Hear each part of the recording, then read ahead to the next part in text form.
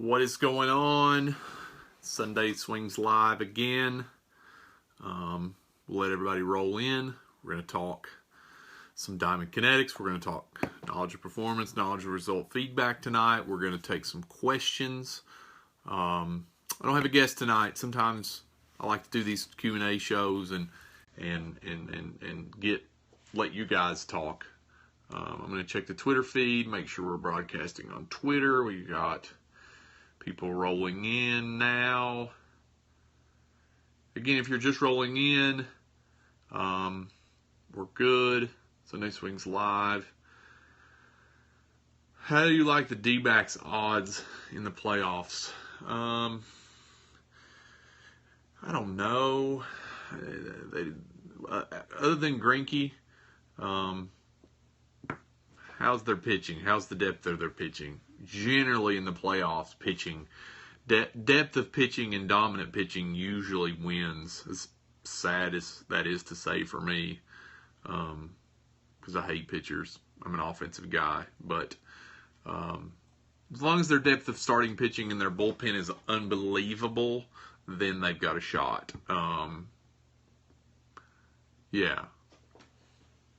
We'll let everybody roll in. We'll give it a few minutes and then we will go. If you're tuning in on Periscope, make sure you retweet the show, share the show, follow me, and then we're gonna go as soon as people start rolling in. Again, this is the Sunday Swings live show. I'm Chad Longworth. This is a weekly show we do where we talk hitting, where we talk player development. We have guests. If you've missed the previous shows and you're just now tuning in, all the previous 11 episodes are available on my YouTube channel. We've had great guests in the past. We will continue. I will try to continue to have great guests in the future. So, looks like we're good to go. Here's where I want to start the conversation. And if you're just tuning in, this is going to be a Q&A format. I'm going to frame the conversation about Diamond Kinetics sensor data and technology feedback, and then we're going to go rapid fire questions about training, hitting, any of the data points and pieces that I make that you have questions about. We'll fire off questions. Let me frame the conversation here. If you follow me on Twitter, if you don't follow me on Twitter, go follow me on Twitter. My Twitter handle is CLongBaseball, as it is on Instagram and Snapchat. But I put on Twitter today, I was talking about knowledge of performance and knowledge of result feedback. Something I've been studying on a lot lately is the development of motor skill and motor pattern learning. It's funny in baseball and baseball coaches how quickly we disregard proven motor skill and motor pattern development of other sports, how we disregard it in baseball as whatever, because honestly it's non-traditional. So if you get anything outside of the norm for traditional baseball people, they just disregard it and slam you. So knowledge of performance, knowledge of result. Here's where you need to go. Here's what you need to know about the two. Knowledge of performance feedback is good knowledge of performance feedback is things like video, where you can watch yourself, where you can see how your body moves. You can try to learn how your body moves. You can try to learn what movements produce what results. As long as the knowledge of performance stays external, then it's proven to work great. There are lots of studies where if you go head-to-head, knowledge of performance outperforms knowledge of result. Knowledge of result standing alone versus knowledge of performance standing alone. Knowledge of performance, external knowledge of performance standing alone is proven to get better results. Here's my approach. My approach is this. I think they're both valuable. I try to give guys basic framework of knowledge of performance, and then by and large we leave it alone. I think what happens a lot of times with coaches is they all go overboard with knowledge of performance. That's really the root of the guys on the internet that bash technology is all they're playing with is knowledge of performance feedback. They don't understand knowledge of result feedback. So they say, oh, it's stupid. Exit velocity and launch angle is stupid. It's all dumb. You don't need it. I hope it goes like it's very useful and proven to work, actually. But what you need to know, and where it goes overboard with coaches, is knowledge of performance feedback turns into internal cueing and internal performance, and that is not proven to do anything. Like I said, I give players of all ages basic guidelines and framework. If you're in the online player development program, you know my 4 basic parameters of intent-driven hitting, and we go from there. We try to let external feedback guide the ship. And I think once we establish basic knowledge of performance, knowledge of result becomes the only important factor to improving the efficiency of a motor skill. Of course, we swing weighted bats. Of course, we lift weights. We do all those things to improve how the central nervous system works for the player to make it more efficient. We don't get much outside of basic parameters and external feedback. Once basic external knowledge of performance is understood and laid, the foundation is laid, it all becomes after that knowledge of result. Knowledge of result is, and this is where we'll get into Diamond Kinetics. If you're not familiar with Diamond Kinetics, this is a Diamond Kinetics sensor that goes on the end of a bat. Okay? This little sensor gives you lots of information, lots of knowledge of result information on swings, accurate information, not this is how I think it looks or this is how I think you should swing. This is, if we're going to give players the freedom to self-organize and swing the way they want to swing, then we got to give better feedback, concrete feedback. The reason that I like this thing, this one in particular, they're all nice. ZEP is good. The blast motion sensor is good, but the part that this sensor sets this sensor apart, in my opinion, is it measures barrel acceleration. If you know anything about force and physics, and I'm not a smart guy, I just know force is mass times acceleration. It's not mass times speed. All of the other sensors, they measure speed. This one measures acceleration, meaning how quickly does your barrel go from 0 to 65 miles an hour, and how efficiently does that do that? If you know anything about force production and old school scouting, what barrel acceleration is when an old school scout says, oh, it sounds different off his bat. That is a guy that produces elite level barrel acceleration. It's different. If you've messed around with this and you've messed around with hit tracks and you've gotten these readouts and you've seen guys that have really high barrel acceleration numbers combining with their barrel speed numbers, then you know that it is different. Like, they produce different exit velocities, 95, 100 at 70 mile an hour bat speed versus, a guy with a low acceleration number who may be 89, 90. Because force is mass times acceleration, and really the gold standard of hitting is how much force can I put into a baseball and how efficiently can I put it on into a baseball. I think if you talk about elite level hitters, I think the conversation gets lost in well, his swing's not elite. What do you mean his swing's not elite? Everybody in the big leagues is good. Everybody in the big leagues has elite level swings, and it's not. Maybe it's, and to think about it in a different way, maybe it's not their swing that makes them elite, that other than the results of their swing that makes them elite. Now, are there guys in the big leagues that are outliers that are producing results that maybe aren't? Giancarlo's a good example. Like, he doesn't have the most efficient swing, but a swing that works for him. Obviously, he's got 52 homers. Find a swing that works for you. Don't let anybody tell you how to do it. This is a good way to understand, does my swing work? Because listen, the thing that I would guarantee you this, the two things that this sensor will tell you is, the two things that major leaguers do on an elite level over and over again that this sensor will tell you is, A, they hit the ball on an upward swing plane almost all the time. If they fire off their best swing on a pitch to hit, it is hit on an upward swing plane. I don't care what they say. Okay, this will help you identify that. This will help you give you result feedback, real result feedback. Not a coach saying, "Oh yeah, that was a good swing." Well, how do you know? How do you know that was a good? Well, he hit the ball. Well, let's take it a step further. Did he hit it on the upward plane? And then did he accelerate, or he or she, this is a good tool for softball players too, he or she accelerate the barrel. And what that means, and I've talked a lot about this lately, is internally rotating and loading that back arm, and how efficiently does the barrel get accelerated rearward. This sensor will tell you that.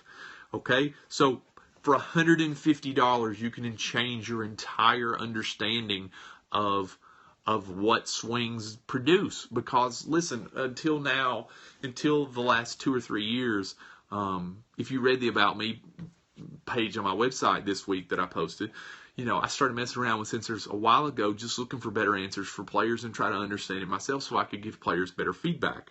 What you know about these sensors is there's no questioning, and there's no getting lost in how a swing looks. And I think a lot of coaches, if it doesn't fit their eye, then it's got to be wrong. And then you try to change a guy's natural movement pattern because it doesn't fit your eye.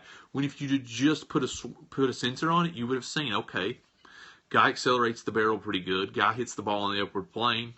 Let's now focus on how we can get better knowledge of result feedback. Meaning, he's arriving in between 10 to 20 degrees. He's accelerating over 40 Gs. Let's train that way. Let's try to train that. Let's start in his or her weighted bat program and try to get those numbers higher. Let's create an environment of struggle to help him create his central nervous system created adaptations that help him move, or he or she move more efficiently. I use data and technology design programs, and then we use data and technology to track and measure the programs. HitTrax is awesome, okay? HitTrax is awesome, but HitTrax is nothing without good programs to help you improve the numbers. That's why I wrote the programs that I write online, is because not everybody has access to a HitTrax to see if their program and trainings are working, but I do, and I train guys of all levels.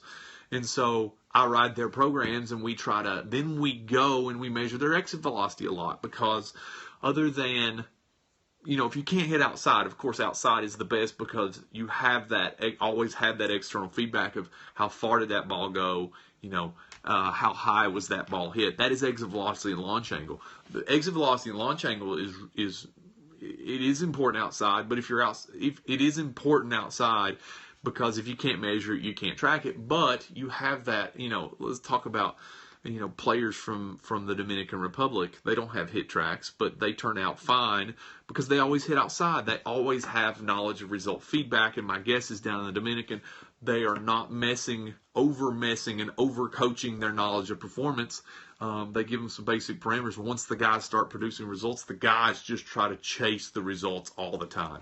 What we have in America is we have a lot of cage junkies that get no external knowledge of result feedback, which is where HitTrax comes in, which is nice because exit velocity and launch angle feedback is real, and it's nothing more than feedback. It's like, if you're going to do a weighted bat program, and I say this to people a lot, it's like bench pressing. If you were going to design a program to get stronger in bench press, would you not want to max out bench pressing?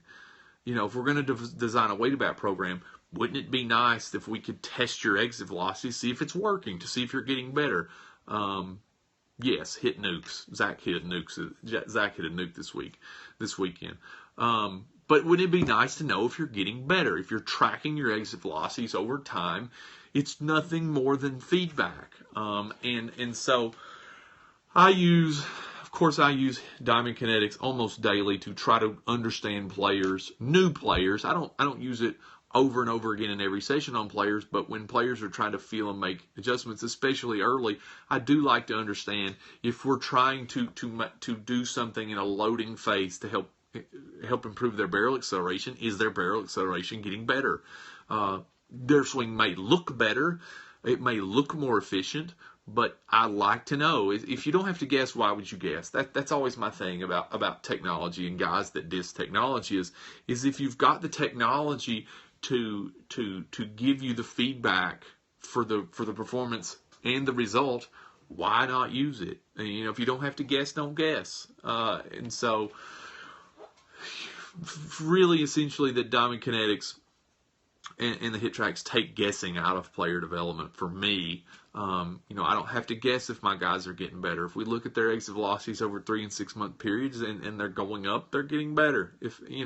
And most of the guys, and not most, all of the guys, if they follow the program, they get results. I talked with one of my online clients this week. He's a young kid. He joined the program about a month ago. They have access to hit tracks every so often, and so I know it sounds weird and funny, like weighted back training and all this. Yeah, it works, okay. And so the guy's been training for a month. He finally goes back to his where he can get on the hit tracks, and kid breaks his exit velocity record. Kid breaks his distance record. He's launching balls more consistently. And the dad said, I guess that's my proof. And like, yeah, man, I look at this stuff every day. Like, I know the weighted back training works. I know the way the program is laid out works. I know what we are trying to do to create struggle and adaptation in the central nervous system works. I just want to share it with as many people as I can share it with now. It's non-traditional. I got it, and I'm kind of ahead of the curve in developing hitters using external intent and weighted back feedback. But the studies have been out there for years. Coop Durin did them 25 years ago. But what he didn't have the ability to measure the result, which Franz Bosch and everybody that's influential in the movement community, knowledge of result feedback is the gold standard after basic knowledge of performance feedback is established. And we always use video, knowledge of result feedback, sensors, exit velocities, launch angles. We always pair it with video, because video is important. I think video is really important for players to try to understand their own movement. If you're not using video, use your phone. Use your phone and try to understand the way you're swinging the bat and getting the results that you're getting. If you're using a sensor, pair it with videos. If you're using with hit tracks, pair it with videos. It's only more information that's good for you to learn what you're doing. Don't wait for a coach to tell you. And you don't need a coach. You don't need somebody to tell you everything to do. What you need to do is have a basic understanding and then train in an environment that creates struggle and adaptation, and you will get better. I promise you will. But that's where I'm at on exit velocity and launch angle training. We use it nothing more than a feedback tool, and it works because I don't know if you've ever trained using exit velocity and launch angle on a daily basis, but if your number is always out there and you kind of try to come in and beat that number all the time and do your work to beat that number, you get better. You get better. I know all these guys, these knowledge and performance coaches are like, my coaching is the best. That's great, but it doesn't. If you see players every day, it doesn't. Players get bored with that. What's their motivation to get better? There is none. And so creating an environment of okay, like your knowledge of performance stuff is really, really good, but how do you continue the training? And I think a lot of guys on the internet, not a lot of guys, there are several great instructors on the internet, but a lot of guys are just preaching their knowledge of performance stuff, and they're just tearing down everybody else's continuing knowledge of result. And how do you provide continuing feedback to players? And I use the tech to do that. And you should too. If you're not using a sensor, I strongly, strongly, strongly encourage you to use a sensor with all your players. Just to do, I've got a few high school guys that are doing my bat speed and weighted bat program now. And the way that I work with them, I say, look, on the first day, dedicate one station to a Diamond Kinetics, print out the approach angle and acceleration chart, write it down, and then train for 12 weeks, and then come back and remeasure it. Your guys' stuff's going to get better. That's how you track improvement. I think we struggle in the baseball community about what is actually getting better and what is actually process and what is actually grind. Like, people say that all the time, but the ironic thing about all that is the people that say that don't actually have a process. They don't actually grind. They don't know what it is. Like, a lot of baseball players that say that stuff, they run from struggle. If they see something hard, they run away from it. I talked to a really, really elite top level Division I coach this week on Twitter, and we were talking about how the practice model for players is skewed so badly in one direction, because if you think about the practice model for hitters, it's based around 90 to 95% success rate, which is unattainable in a game. You got to skew that way back. If it's not 50-50 success and failure, and I know hitters mentally are temperamental, and I know they need that positive reinforcement because failure is such a big part of their process in the game. But we got to make practice more challenging, and more in challenging environment. This guy coaches top level, top 5% college baseball players. How good do they get on a day-to-day basis, blasting balls off the tee and taking overhand beat? I would guess not a lot, and I know not a lot from a brain and central nervous system development place. They're not doing a lot. That's if you follow Driveline and you follow Driveline's journey, and you saw the New York Times article this week. That is what Kyle is all about. Is motor pattern development, and then Kyle has better feedback than everybody on the planet, and he said that this week. Like, you can't know more than me because A, we're not as smart as he is, but B, we don't have the tools he has.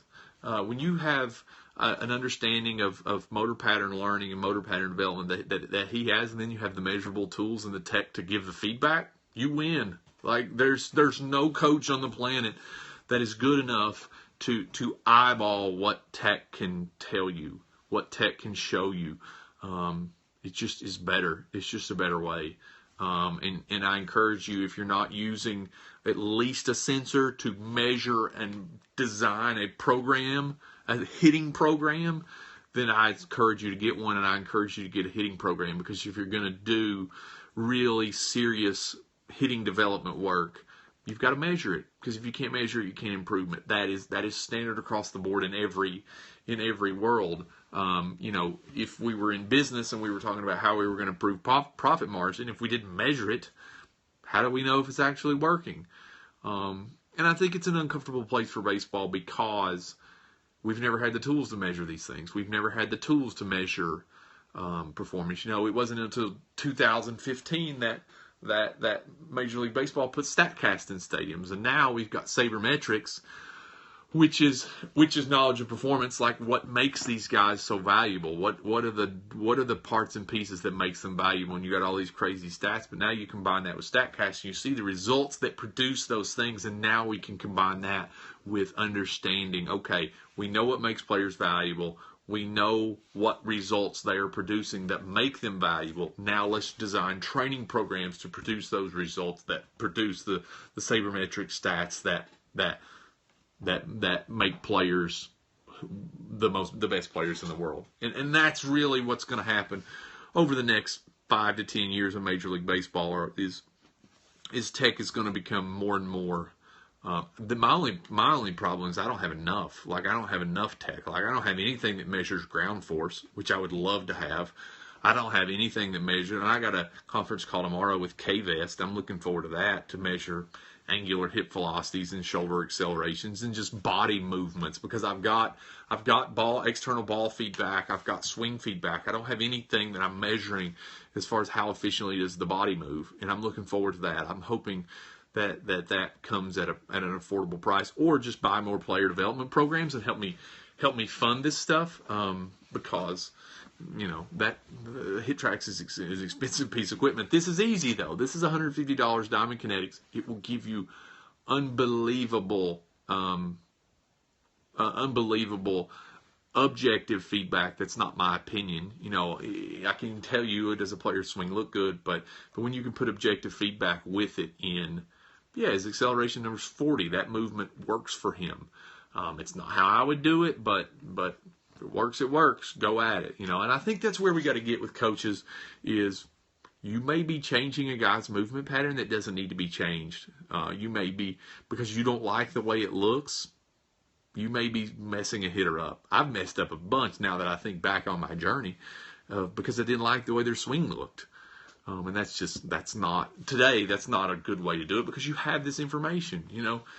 If you're a coach and you're stuck in believing that the bat is only swung one way, you're wrong. Look at guys. But I can guarantee you this. If you stuck a sensor on every guy that plays in the major leagues, you'd get elite barrel acceleration and upward swing plane on their best swings. I know they don't hit the ball on an upward swing plane all the time. They hit ground ball. They hit barreled up ground balls. They hit 95-mile-an-hour ground balls. That is a negative swing plane.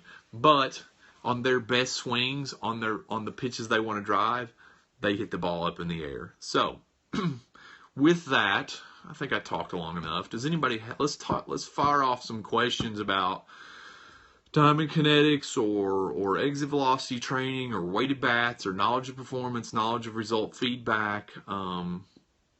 Because I think that's really where the conversation is what is knowledge of performance and what is knowledge of result, and how important is each one of them. Like I stated earlier, that knowledge of performance is important, and I think some knowledge of performance feedback is important. Video is important, but coaches overcook knowledge of performance. That's all they cook, really. A lot of people, that's all they cook. It's just telling you how your swing looks or how it should feel, or internal cues is the worst. Internal knowledge of performance is practically useless in developing motor skill and motor pattern learning in players. It's practically useless after a certain place.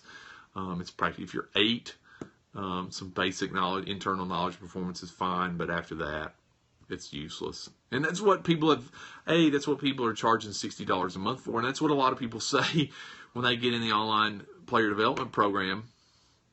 2 weeks into our training, and the knob overload bats are by far the favorite of my players. Yes, the knob overload is awesome. I'm actually going to counterweight some more bats because I really like the knob overload. Tyler and I talked. I kind of gave him some program adjustments on overloading the knob after we inload the end. But overloading the knob helps create that pivot, and it's without cueing it. That's the thing. Like I'm always trying to, and one of the coaches that I work with all the time is we're always trying to find ways to create constraints, to create the movement we want to create without cueing it. We talked about staying back. And Casey Fisk and I talked this week about using up and down the slope. So we developed some drills. Some drill series this week using both. If we can create natural feel and feedback and create constraints to create movement that we want to happen, and then you measure it, that's it. I mean, that's it. That's what developing hitters is. Tyler's using the weighted bat program. He's using the Diamond Kinetics sensor. If you can find a way to track exit velocities, awesome. If you can do raw exit velocities, buy a pocket radar, and then. Do you use tests that measure power and strength training with your player development program? I wish we had tech that measured power output, but other than maxing out, we don't yet. Of course, Driveline has some tools to measure force production and power output that I don't have yet, but hopefully, as I continue to grow and buy and add tech to the whole training program, we will have strength training power output measurement tools, which would be awesome. Other than that, we just max out. And quite frankly, a lot of the guys that I train, we're trying to get up off the ground and establish just baseline. We're trying to get to 1,000 pounds is what our goal is. If we can get to 1,000 pounds in bench, squat, deadlift, we'll worry about power output at that point. We got some guys that are getting close. We got some 900 guys right now that are getting close. If you can get to 1,000 pounds, I'd be happy with that. And I talked with a guy, one of the young guys, or one of the guys in the player development program this week about that. He's overly concerned with showcasing and player and skill development. I said, dude, take 5-6 months and deadlift. You know, if you can deadlift 2.5 times your body weight, as soon as you pick your bat up again, your exit velocity is going to go up. I guarantee you that. And it's good, the putting down of the bat and relearning, forcing your nervous system to have to relearn how to swing it is a good thing. Those are good questions, though. And Tyler, I'm glad that things are going well for you. If you've got questions, you can reach out to me, of course, and if you need to make adjustments in the program. I've been meaning to direct message you and see how it's going, but we'll talk this week. Shoot me a DM. Are there any other questions?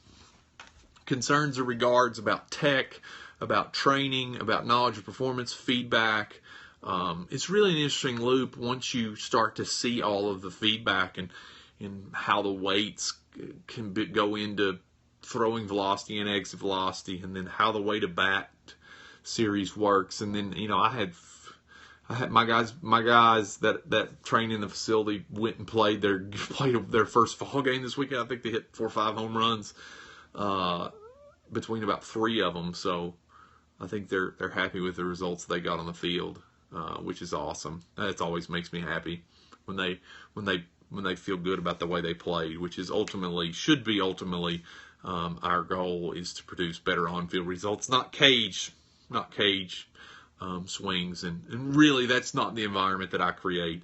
And sometimes it's a struggle with guys because that's what they kind of gotten used to, is coming to the cage and just off the tee, free, letting it fly, feeling good, front toss, barreling everything up, overhand BP, barreling everything up, and just we don't hit balls off the tee. I talk to the guys at backspin tee and launch angle tee, and we just don't hit a lot of baseballs off the tee. What we do is we hit a lot of plowcare balls and heavy balls off the tee using 48-ounce bats and weird foot position and cross-handed positions and weird stuff, working on basic parameters and trying to create movement pattern and trying to create some functional strength, because it's not, if you're going to swing those, and I'll give you kind of the background on the constraint drills, is if you're going to swing those really, really overweight bats, you can't do it in really a real hitting specific environment such as a front toss.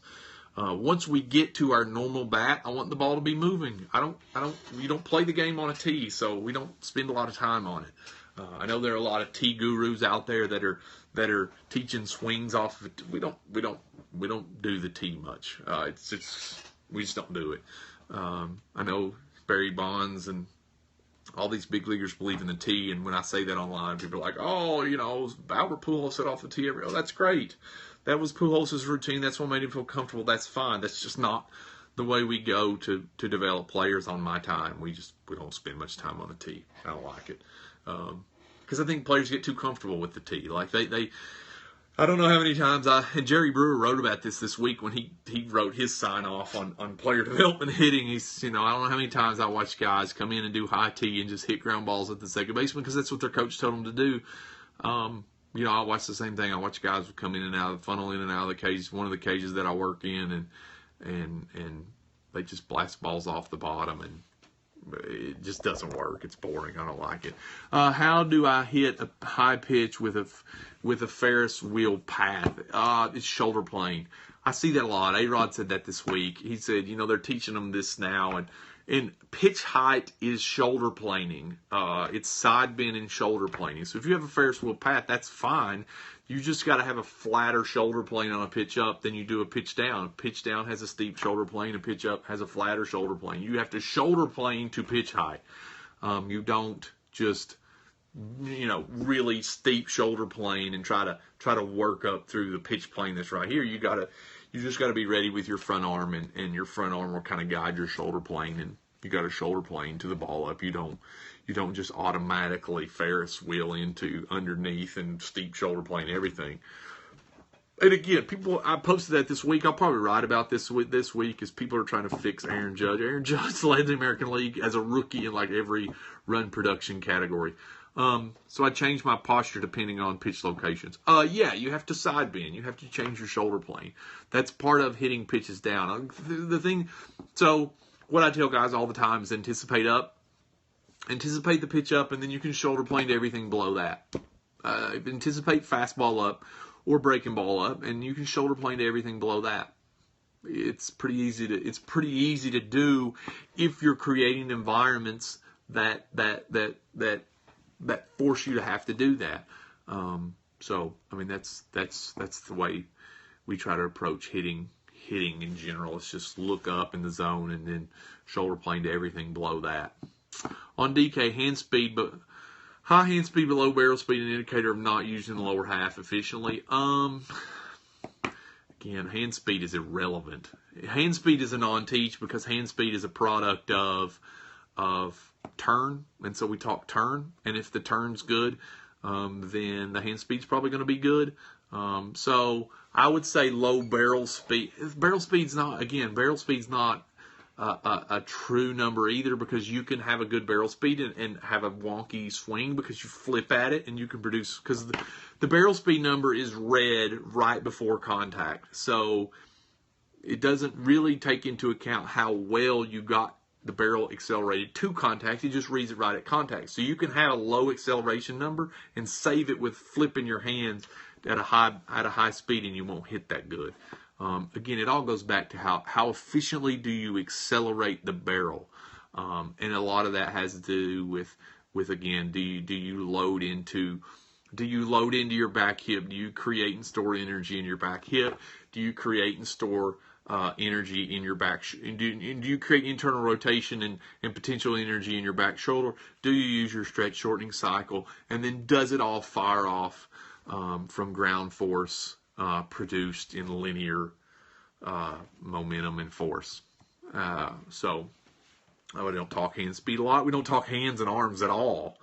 To be honest, we don't talk about it. We talk about stretch, and we talk about space, and we talk about creating stretch and storing energy and moving and external intent, blasting the ball up. And a lot of players create those things in different ways. So I couldn't tell you how you're specific to creating those things, but those things have to be done.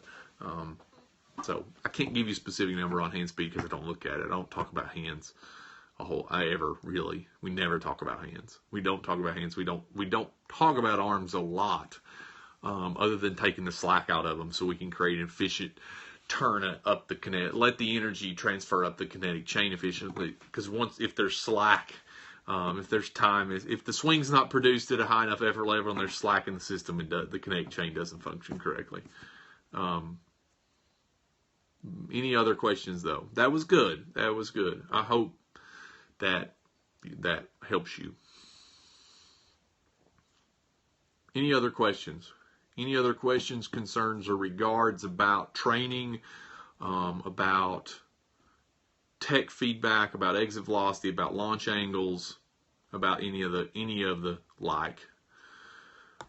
All right, so here's a couple of things. I'm going to be in Charlotte next weekend. I'm going to tweet out the link every day. There are only 12 spots available. So if you want a spot in the clinic in Charlotte, shoot me a DM and pay attention to the Twitter account, because I will be tweeting out the link maybe twice a day until it gets filled up. There are only 12 spots. If you're a coach and you want to come to the clinics, come. It's free. If you want to come and watch, come and watch. If you want to talk hitting, come and talk hitting after the clinic is over. We're going to be visiting some friends in Charlotte, so I'll have time. We'll probably be 6 hours in the clinic, and then we will keep the clinic numbers small. Well, what I do in clinics is I do groups of 4 for 2 hours. We keep the groups small where I can manage the groups. It needs to stay personal. The star of the clinic is the tech feedback. I bring the hit tracks, I bring the Diamond Kinetics, I do all the baseline measurements, I outline the bat speed program for you. I give you 12-month access to the training, and it's going to be up to you to do the training once we leave, and I will act as your roving hitting guy, because it's going to be up to you to do the work after that. I think that's all. That's going on. Clinic in Charlotte next weekend. I think that's it. So I'm going to jump on the online player development feed, do the Sunday Swings after show. I appreciate you watching. This is Sunday Swings Live. My name is Chad Longworth, and I will talk to you next week. Thanks for watching.